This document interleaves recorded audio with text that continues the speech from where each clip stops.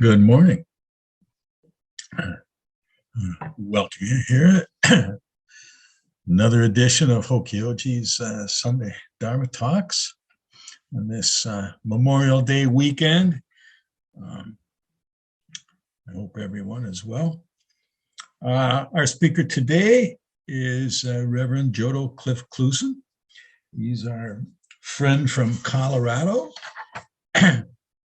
And Jodo practiced with Katagiri Roshi in Minneapolis from 1977 to 1989. He received priest ordination from Shoken Winecoff Roshi in 1994 and Dharma Transmission from Shoken in 2010. Cliff is the head monk of Prairie Mountain Zen Center in Longmont, Colorado. He has a career as an accountant for nonprofit organizations and is a proud grandfather. So, Jodo, welcome. Morning. Nice to be, I used to say here, but now with Zoom we say nice to be everywhere. Hi Paul, I've met you Roger. Hi Jan.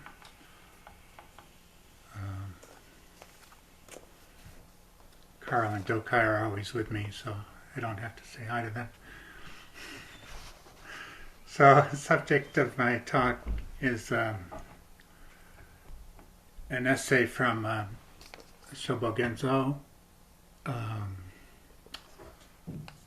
called Flowers in the Sky. I gave a series of 2 talks on it at Prairie Mountain.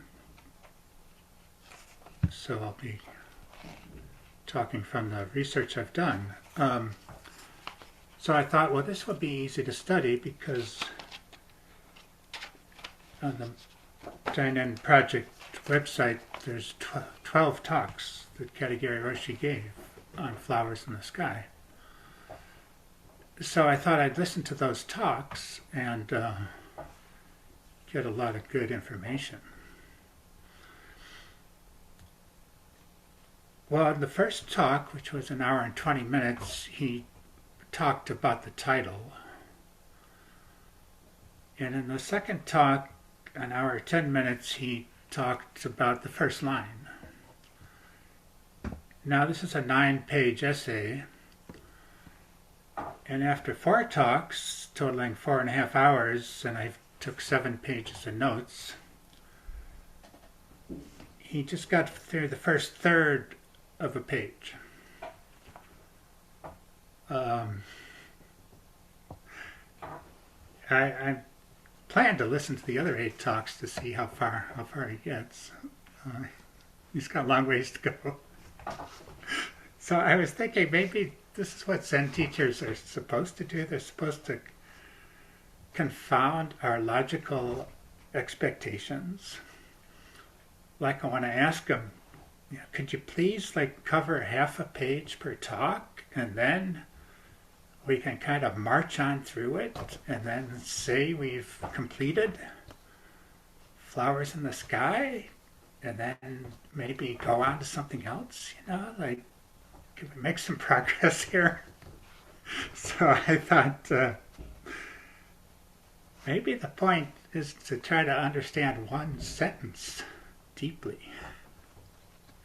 Not so much to read the whole essay. I'll read the part he's covered so far. Flowers in the Sky. The founder of Zen, that's Bodhidharma, according to the commentary. The founder of Zen said, "One flower opens with 5 petals, forming a fruit which ripens of its own accord. One should study the time of this flower's blooming, as well as its light and color. The multiplicity of one flower is 5 petals, the opening of 5 petals is one flower. Where the principle of one flower comes across is, I originally came to this land to communicate the teaching and save deluded beings. Oh, that's another reference to Bodhidharma. Where the light and color are sought must be this meditative study. It is the forming of the fruit is up to your forming of the fruit. This is called ripening of its own accord. Ripening of its own accord means cultivating the cause and experiencing the result. He actually didn't get into that last sentence too much, but okay. So I suppose I could have given talks thinking about these sentences deeply, and I probably wouldn't have gotten that far either in the whole 9 pages, but I decided to base my talks on what Katagiri Roshi said.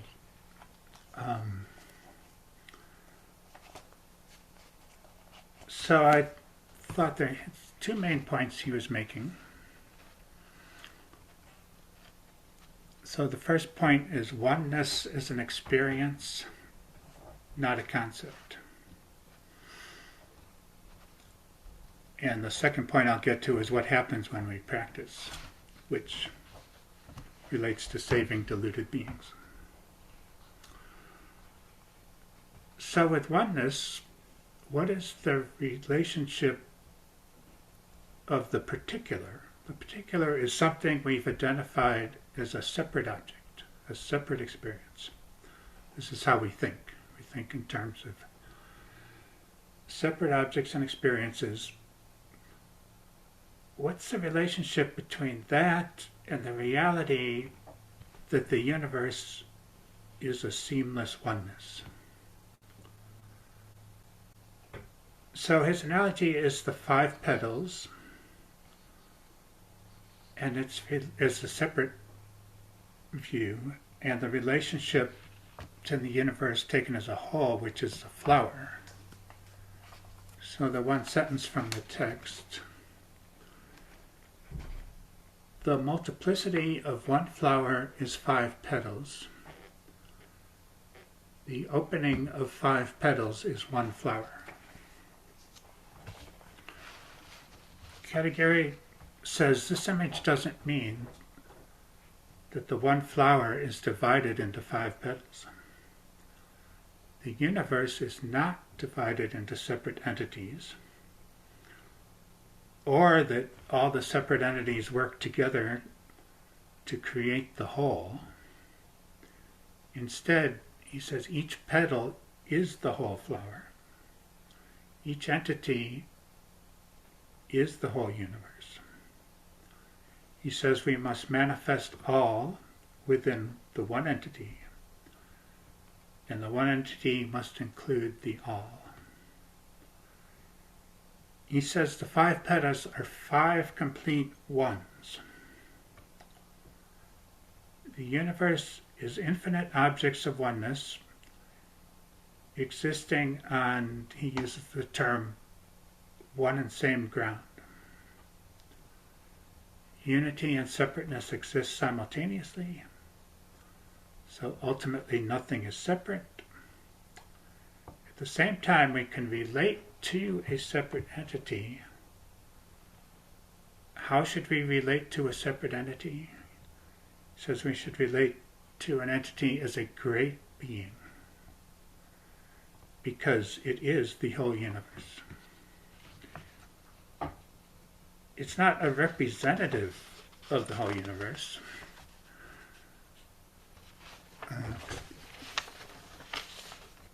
Because it's connected to it. Its functions. He always talks about functioning. Everything is functioning as the whole universe. So this doesn't mean that one petal is separate, like a piece that has fallen off a hole, like some meteor that came from a a different place, like oneness.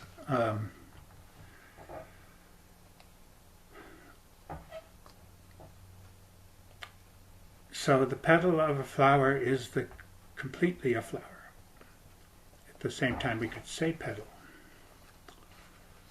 So there's other examples. A wave and water are simultaneously a separate wave and one is water.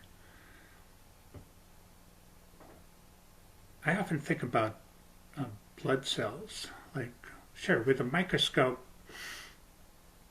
sure, there are individual blood cells, but it's pretty impossible for an individual blood cell to not, its whole creation wouldn't make sense without without everything.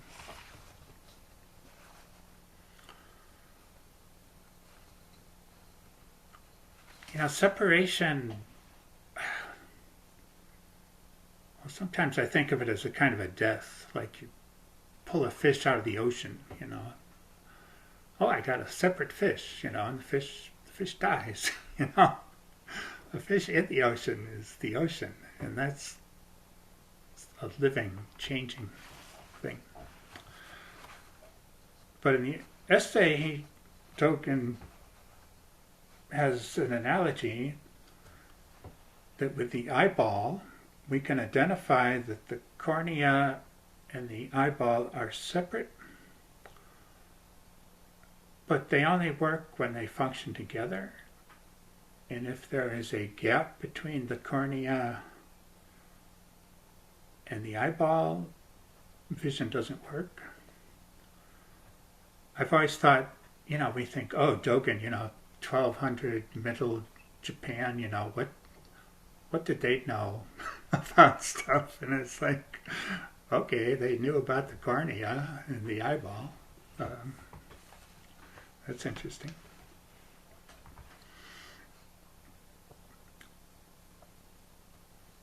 So Katagiri Roshi says we should wake up to the reality that everything is already working together constantly. It's already that way. Now, our consciousness, to function as a biological creature, our consciousness needs to identify separate identities, like which food is edible, what might harm us, what might benefit us, when should we worry about frost, how do we handle fire safely. So it's very important not to be stupid or careless, but at the same time, I think humanity is creating a very dangerous and difficult world when we don't know about connectedness, remind ourselves about connectedness, study connectedness.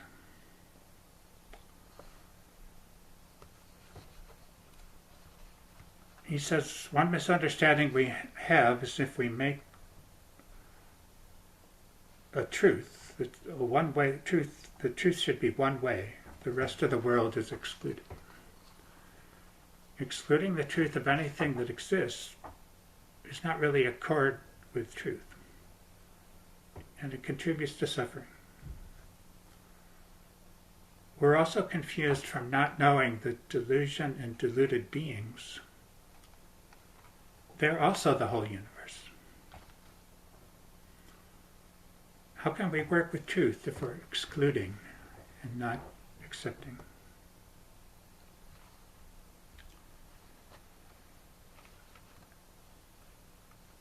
There are events that seem too horrible to accept. The news media can sometimes bring some of those to light. But more in our life, I think to realize truth, we should study both the big and small things that we have trouble accepting. I say we suffer from being on the run from the things we have separated. They exist, but We're kind of on the run from them.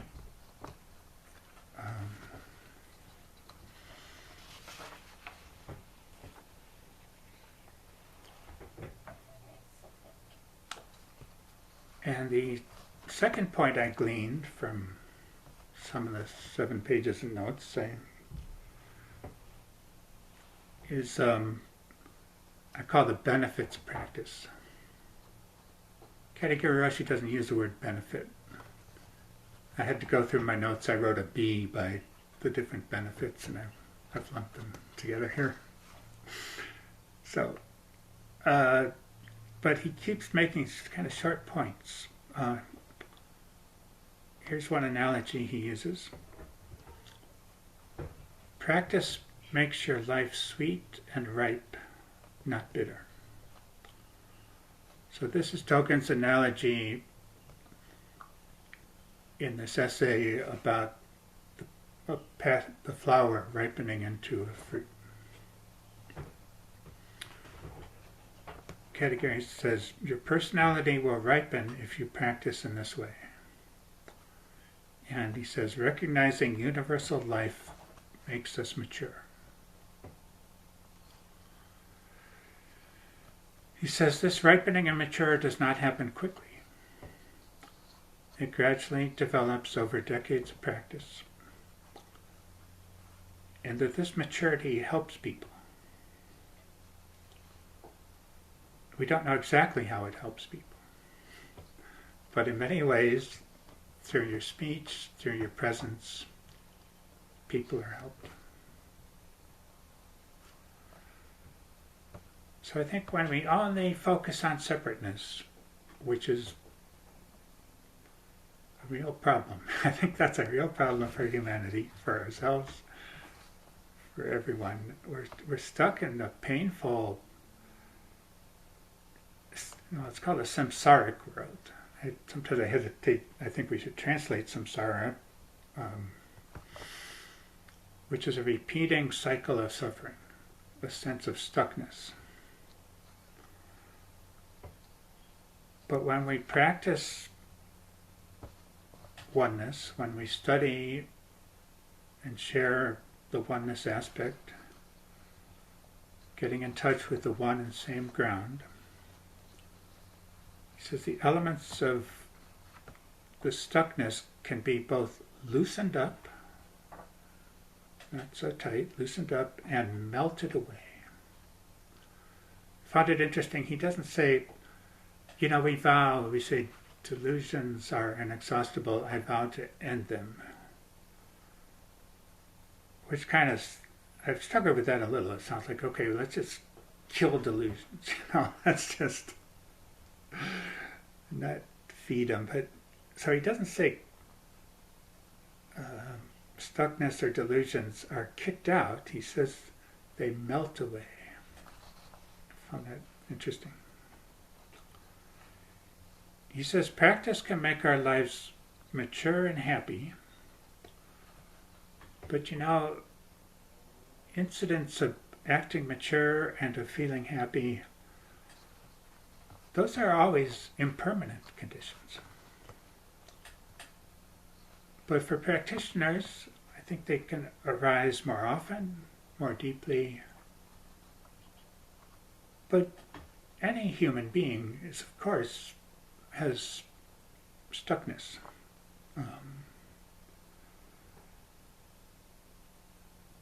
We have blind spots, so we act unskillfully. We feel sad. We naturally feel sad. We feel sorry for ourselves. So that still happens for mature people, but I think it's not quite as dominant, not quite as stuck. And they may just loosen up and melt away more quickly after they arise.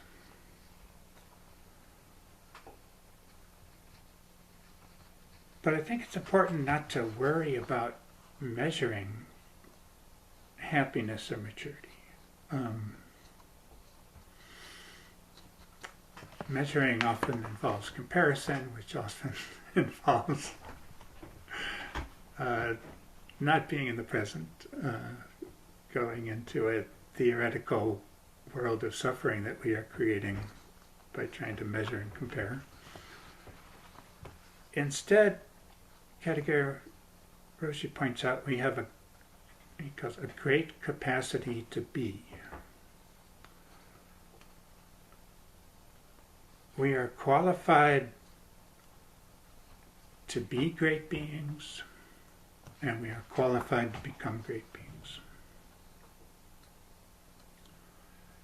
He says if we accept one thing, we must accept everything. Accept our life totally means to accept your life as precious. So I think we suffer because we forget how sublime life is. And we have joy and sublimeness not because a particular event goes well, but sublimeness is the foundational essence of our life. So why do we practice? It's because we are already a Buddha. Katagiri Roshi says directly, he says his translation for Buddha is Supreme Being. So by practicing Zazen, having an inquiring mind,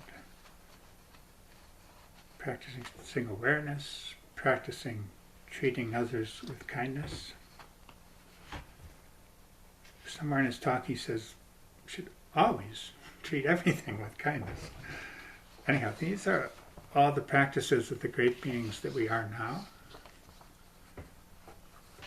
And they help us continue to establish and mature ourselves and others as further continually becoming great beings. So I used to make yogurt, and to do that you took some existing yogurt and mixed it with milk and heated it up. I guess the thing now is sourdough starter. So we are already yogurt and sourdough starter. And then we just continuously make more yogurt, we continuously make more sourdough.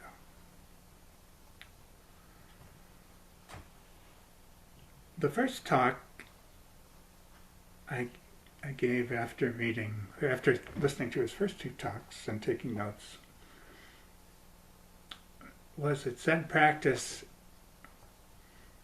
what Zen practice is. And I thought after that, it's like, how, mainly what he's saying is be here now. Be here now. But he says it's too simple. It's too simple. So that's why he has to keep saying it endlessly.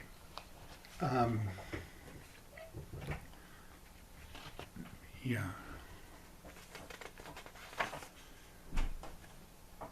So his approach to being here now is based on, I'll go back to the oneness. Our experience of the moment. So our experience of the moment, we see that we have separated. We've identified a separate object. And he says, don't be cheated by terms. Terms are the words how we identify objects. He proposes, even though we see separation, don't be caught by it. And to help with this, we have the practice of encouraging us to experience no separation. Experience as one unity, no gap. So I and object are one. So thinking this, studying Buddhism, listening to talks helps, but we don't really understand it through thinking. We understand it through the experience of oneness, which is a felt sense of aliveness. So we just practice being one with nature, one with our immediate experience continually, instead of thinking about life as something to chit-chat about. We get very far when, I think we kind of kill aliveness when we further when we have an experience and pretty quickly think, how can I share this on Facebook? Like, what will people think when I share this experience on Facebook? It's like, well, what about the experience, you know? Well, thinking about how we're going to share it on Facebook is also an experience. It's a very interesting experience. So, okay, so in terms of merging with the moment, we know that we can often experience this a little more deeply through sports, dancing, gardening, playing music. Listening to music too, but being a musician and playing is really, a musician must merge with their activity. So creating art, these are activities where we can sense a sense of merging with no sense of us as a separate being. The sense of a separate being actually damages the activity. So we learn to just do the activity. You haven't heard my talks a lot, but an example, I played a lot of tennis as a kid. And there'd be a lob. A lob would come and it would look so easy. It's like, I'm just going to nail this. I'm just going to score this point. This is just so great. And I just blow it. I just blow the easiest hit. And then a ball would come super fast and I'd just super fast make a great shot. And it's like, I didn't think, my body did that. I didn't think. So, that's an example of how our separateness, our expectations of the future get in the way. So this is Katagiri Roshi says, a spiritual person approaches the practices of daily life, such as cleaning, walking, communicating with others. Did I mention cleaning? So anyhow, he says we approach our daily activities with the same way an athlete does a sport, the same way an artist does a craft. So we focus moment to moment with the intention and attention. I'm going to check the time here.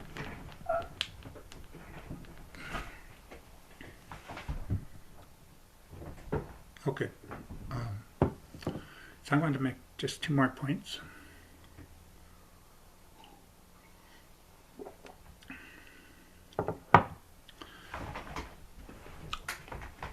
So, myself, and I'm sure you are very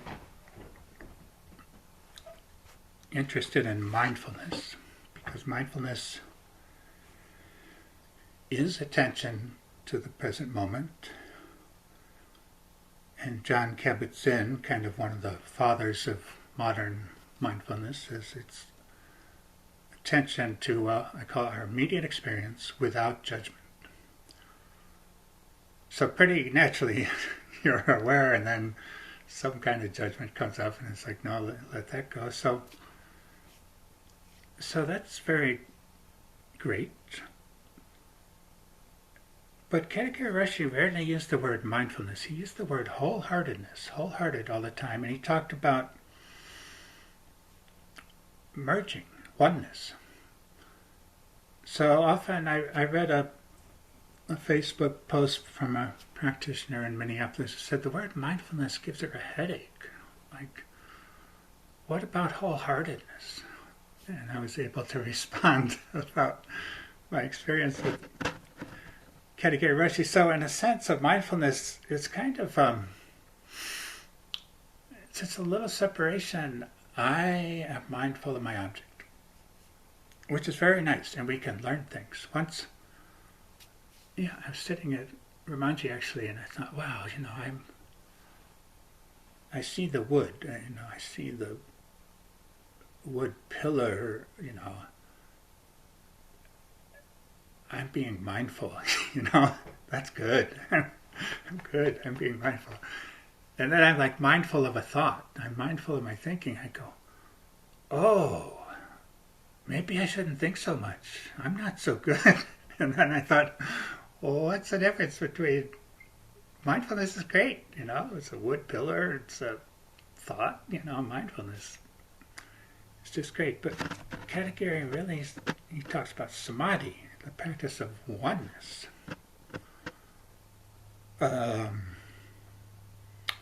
So it's kind of deeper. I thought mindfulness is a little bit like hanging out. Samadhi is a little bit like a cave. You plunge in and disappear. Mindfulness is kind of like hanging out on the mouth of the cave, which is good place to be. But the first talk I gave on the essay I called Return to Zero. It was one of the practices for being in the present, how he described it, just return to zero. And I had a friend ask, he's struggling with shikantaza, and he says,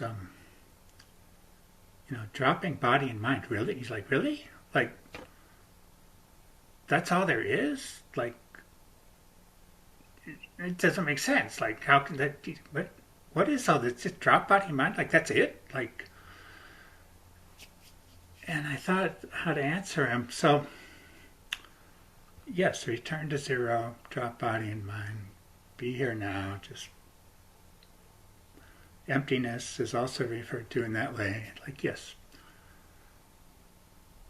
But our actual experiences on the way to practicing that,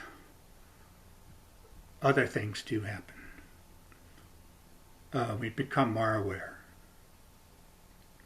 of our senses, we become more aware of our internal state. Another thing that happens is our heart becomes softer, compassion wells up. Another thing that happens, as Katagiri Roshi refers to, our delusions are loosened. Some of them might melt away. But these things happen of their own accord as we return to zero, as we aim. Return to zero. The experiences of deep samadhi that get described in Zen literature, they're very brief. They're very brief. Katagiri Roshi said, samadhi is like the peak of a high mountain. We can't stay there. We can't live there. But that experience affects us, and we just kind of, through daily mindfulness, through zazen, we point through our thinking, through the culture we immerse ourselves in, we point ourselves towards oneness. I haven't canoed much since I left Minnesota, but anyhow, we just point the canoe in the direction we want to go and paddle. Oh, it's a big lake. Okay, that's my talk. I'd be happy to have some discussion.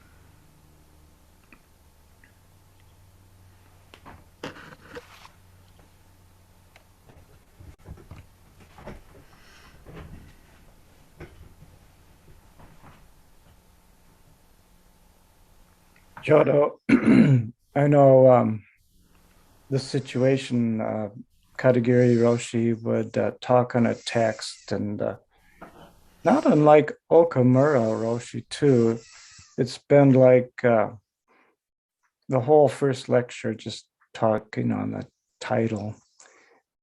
And but I also remember Sugan Narasaki Roshi coming to MZMC, and he had a certain text he was presenting, and I was kind of impressed that he made it through the whole text exactly on time, and every lecture ended exactly on time. So it was like, okay, there's other ways of doing this than the way Katagiri Roshi did or Okamura did. So it was just interesting to notice that.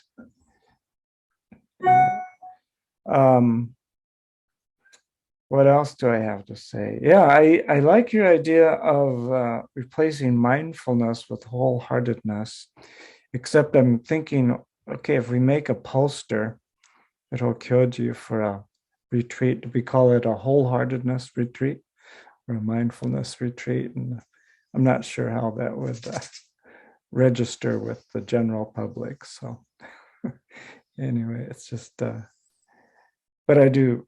And you say mindfulness, the word mindfulness gives me a headache. The other word that gives me a headache is practice. We always say, okay, it's just the practice, and sometimes that gives me a headache. Other people have told me it gives them a headache too. So we have to be a little discriminating about when we use practice and mindfulness, I believe. And the other thing that came up for me is when you were talking about separating yourself, I'm still going back to my recent past here of having been in Colombia for 2.5 months. And I practiced Spanish and salsa dancing. I did not practice zazen. I'll say that. But I did feel a real separation between trying to learn Spanish and also trying to learn salsa dancing. It's like although it was probably really the best Zen practice I've done for a while, because I know that situation of separating myself from, oh, my Spanish is really horrible, or I can't get this salsa dancing. So anyway, I wouldn't stay with that thought for very long. So just come back to trying to learn the steps, even though I look like a klutz, but anyway. So that's my most recent experience with separating myself from reality. With the Spanish, it's always like, this is a foreign language, I can't get it, something like that. And then you translate into English. But the point is, don't translate, just be there with the language and the dancing. So that's all I have to say. Thank you for your talk, Jodo.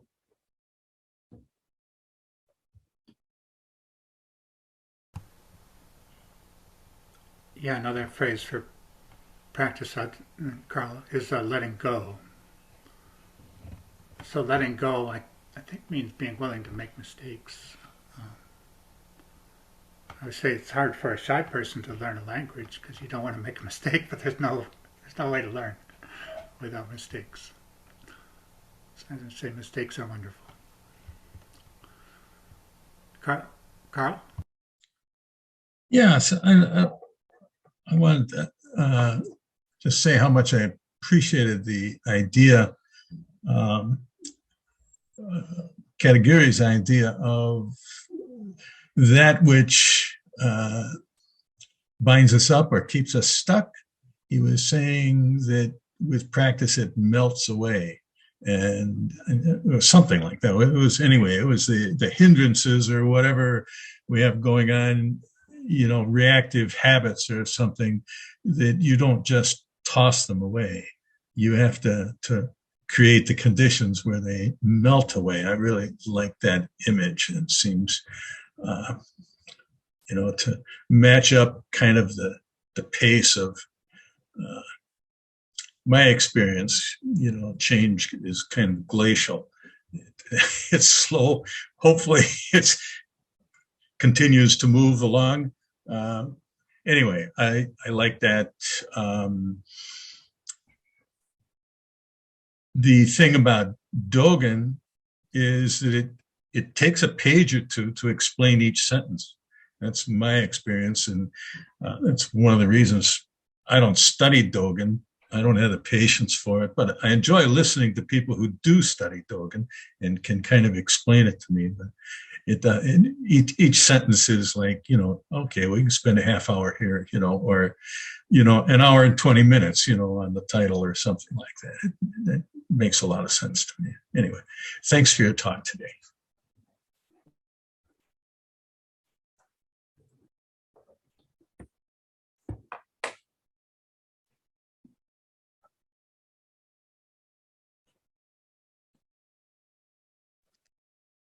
I appreciated the line about decades and decades.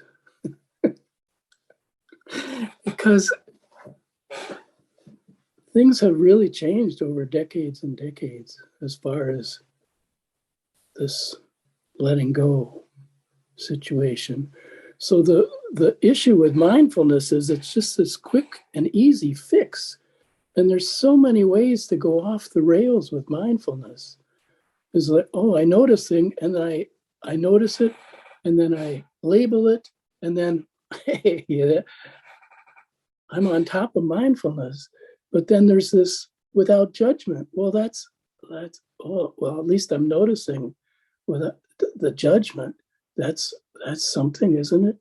But Katagiri with the wholeheartedness, it just wipes all that away. You just wholeheartedly into something, not this whole quick fix of noticing. And the wholeheartedness does take a lot of repetition.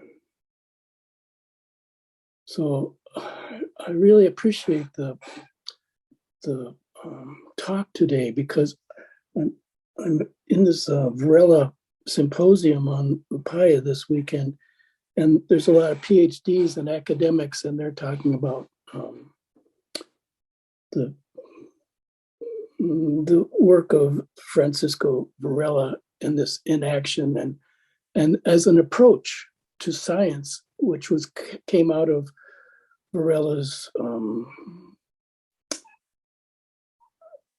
work with certain Buddhist schools of Yogacara and Madhyamaka and such, but they're scientists, they're academics, so it's an approach. So there's a difference between their view, taking this view, and then there's the practice. So there's a difference between the two. They're close to each other, but there's a difference. So I don't know if that's going to come across, but it meant something to me to hear you talk today from the point of a practitioner. So thank you.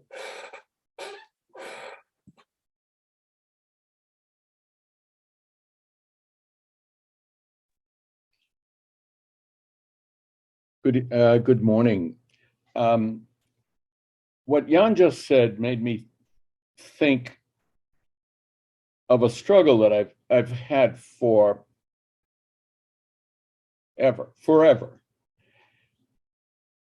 So I don't have any problem accepting the idea of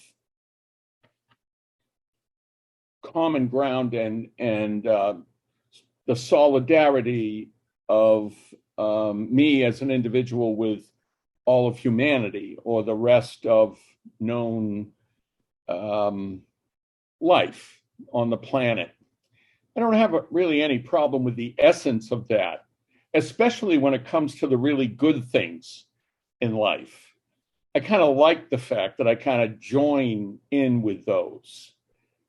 But I've always been struck by the essence of a mind it's the same kind of mind that can create a hospital or it can create a concentration camp. It's the same kind of mind that can create penicillin and also create cyanide. It's the same kind of mind that can create peace and the same mind that can create war. These differences have always bothered me because I like to think of myself as aspiring to the things that are pleasant and wholesome or whatever in whatever we know to be known, the known experience of being alive. I like those things, obviously, but I don't like thinking of myself as being aligned in the essence of being a human being with people who would do reprehensible and despicable things. I don't know how to reconcile this. Mindfulness makes me conjure up both sides of it. I can't stick with one side of the coin. I always know there's another side of the coin. And that can be unsettling. And acceptance of it is obviously what I've tried to do, but I'm not sure I like it. I think I have to do it. I think it's a requirement of living, but it's no fun. And in that sense, you know, it's kind of like, well, a human being is, life is difficult. And I guess we know that, but this is, to me, one of the more difficult parts of it, is the idea of how to square the essence of goodness with the essence of evil. And that's a problem. And I guess I just haven't read Katagiri Roshi or Dogen or anyone else closely enough to understand deeper what that may mean. But I'm very grateful. Thank you very much for helping me through that. And thank you also very much for spending this time on more than just the title of the talk. I appreciate that a lot. Thank you. Yeah, I didn't get into the philosophy of with the analogy of flowers in the sky, so I didn't even cover the title. But your comments, Roger, made me think of a couple insights I've had, which might be kind of controversial insights. One is when people commit evil, they kind of think they're making the world a better place. Like they view other people as a problem, like germs, you know, like let's control these other people, let's make the world a better place, especially for me and my people. But like that's what the world is, you know, it's me and my people. So I'm going to, or let's defend myself. Yeah, it makes a lot of sense. I don't think they're thinking I'm evil. They're just trying to clean things up and control them, you know, and make it function better according to their realm. That's kind of a hard insight. Another difficult insight I have, and medicine keeps us alive, more of us alive longer and healthier, but I don't know, I've always like, okay, let's take 20 acres of swamp and prairie and let's bulldoze it and pave it and build a hospital with lots of raw materials and lots of equipment and lots of technology, and let's grow technology. And it's like, well, the earth, what about the ducks and the creatures of the earth, and what kind of Holocaust did they experience when we just covered the world with technology for good reasons? Yeah, these are good reasons, but are we kind of in tune with the way things are? And I don't apologize for sharing some controversial thoughts. I'm supposed to make us think more deeply.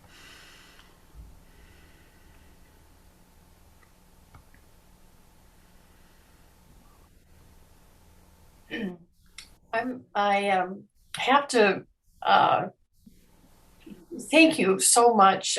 First of all, Cliff, that was so excellent. And coming to Zen Buddhism later in life, I don't have decades to practice, or and that's okay. I've been very thankful for what I have in my history. It's amazing how just coming late doesn't mean that I come with no experience. So it is beautifully kind of woven into my life of knowing Buddhism and studying and listening and practicing, coming late in my life. So I don't have decades to go. But what Roger, I started to feel this felt sense in my body when you were speaking. And, I'm weeping because I have struggled, and I think we all struggle with exactly what you say. The capacity for harm is just, it's in itself, it's endless. So I think, so I really appreciate that you brought that forward. And I feel like it's something that in this setting right now, I just cry. And in crying, it's accepting. I feel like that's for me, a Buddhist idea, that in crying, I am accepting of that reality which you describe. It's difficult. It's really difficult. But that accepting is,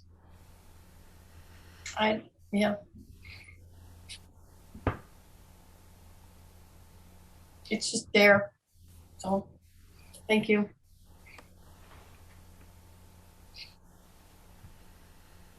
Thank you, Mary.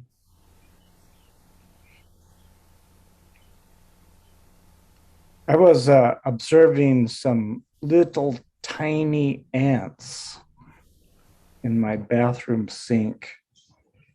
And I thought maybe their lifetime is like 2 or 3 weeks, in which case my lifetime is like a glacier. However, compared to a glacier, like Hartman was saying, my life is like one of those little tiny ants, So, and then I'm kind of like, so I appreciate this glacier change. It means it moves very slowly. And I can appreciate what Mary said in Rushan, like it's decades and decades. However, I'm down to my last decade. So I don't have a lot of decades left. I think, and so Mary says, yeah, I'm down to my last, decades. I don't have decades left, but she says she's okay with that. And I say, well, yeah, I'm kind of okay with that, but I'm not okay with that. So that's, it's just a perception to make these fundamental changes. I kind of think, you know, I got to get on the ball here, and make it work a little quicker than decades and decades. And Roger, I was going to say, did you watch Hokyoji First Encounter? I mean, you used two metaphors there that were exactly the same as Peter Coyote. You said penicillin and cyanide, and he used that. And then he used concentration camps, and I don't know what the other antithesis word, I don't remember what used, but it was the same word that Peter Coyote used in his little movie that he made for Hokyoji. So that struck me. So anyway, but he didn't say war and peace. You said war and peace. So anyway, that's my comment. Thank you.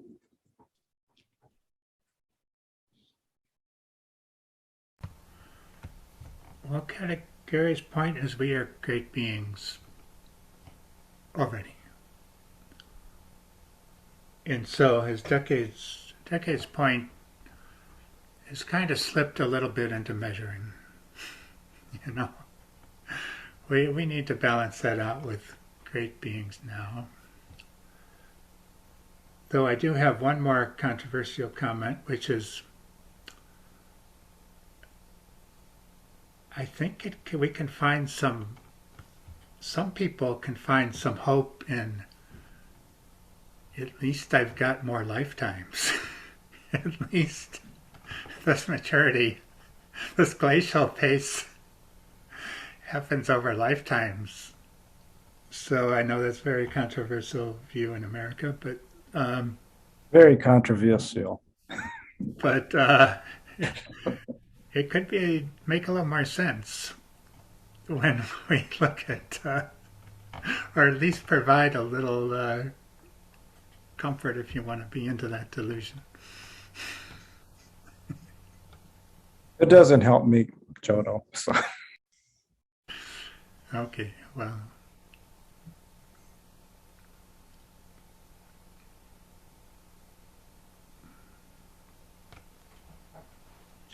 Alrighty, I think we're running out of time here.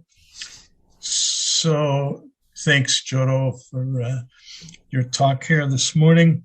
And next week, Dokai gets to give the talk. I don't know what it's going to be on, and maybe he doesn't, but he'll be here. We'll be here and meet you all again. I have no idea what I'm going to talk about, just to let you know. That often works. So, as always, generosity sustains Hokyoji's facilities and programs. And if you're so moved to make a donation, you can go in the chat room. There's a link in the chat box there and do that. So I think that's it for this long weekend, and we can close with the 4 vows. So, beings are numberless. I vow to free them. Delusions are inexhaustible. I vow to end them. Dharma gates are boundless. I vow to enter them. The Buddha way is unsurpassable. I vow to realize it. Thank you all. Thank you. It's so nice to be with you and see you. Take care, Joe. Take care. Thank you.